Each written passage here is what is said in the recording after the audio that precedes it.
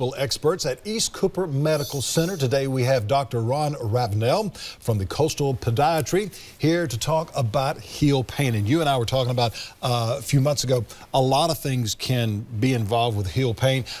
You can have like stone bruises, you can have plantar fasciitis, that can occur.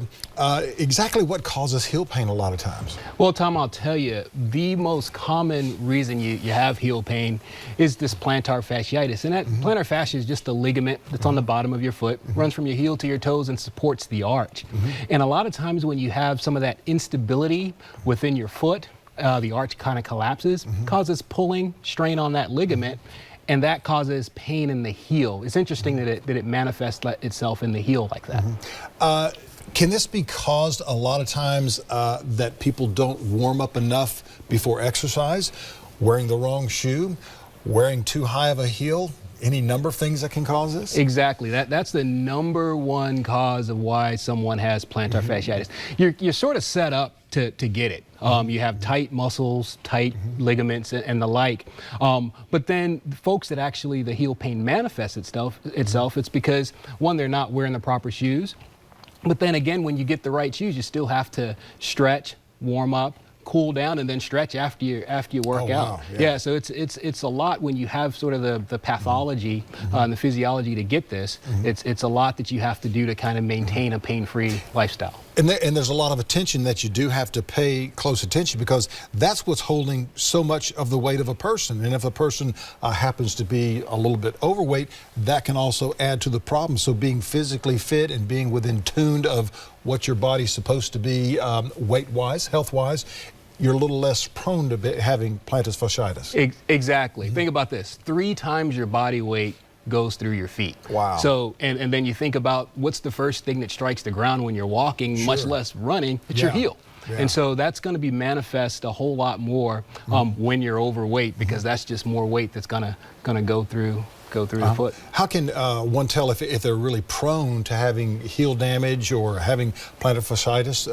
I mean, is there certain folks that may be a little bit more prone to it than others? Yeah, what you want to think about is if you've noticed that you're tight, that you know you can't pull your ankle up as much, or when you bend over it feels tight in the back of your leg and your calves, hamstrings and stuff like that, you're more prone to developing plantar fasciitis. How about ways of dealing with it or preventing plantar fasciitis from happening? The best thing you can do, and you can look this up on Google, but the best thing you can do is warm up before you exercise, stretch, and then cool down after you exercise, and then stretch again.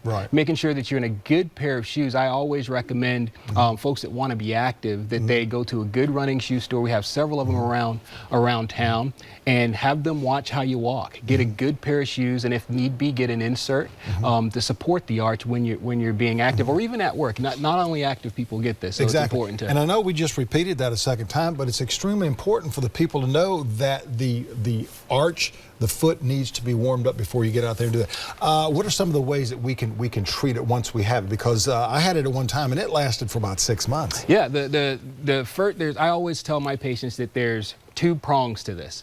First prong is there's some inflammation that occurs with this, so you want to decrease that inflammation. So over-the-counter anti-inflammatories, ice, those types of things, massage and stretch.